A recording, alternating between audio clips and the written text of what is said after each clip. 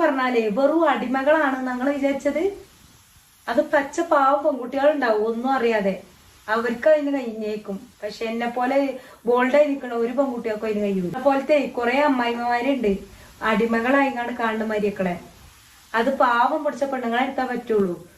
രാവിലെ എണീക്കൂല, മുറ്റടിക്കൂല, കുട്ടികളുണ്ടാവൂല, പണി ചുറുചുറുകളും എടുക്കൂല, തണുത്തും കൊണ്ടാണ്. നിസ്സാര കാര്യത്തിന് മണ്ടിയാണ്ട് ഇങ്ങനെ മരിക്കളെ പോലെ പെരിക്കൊണ്ടേക്ക് നിങ്ങൾ വാണം പറയുമ്പോ ഇങ്ങോട്ട് വരിക, വാണ്ട അറിയുമ്പോ വീട്ടിൽ കൊണ്ടേക്കുക.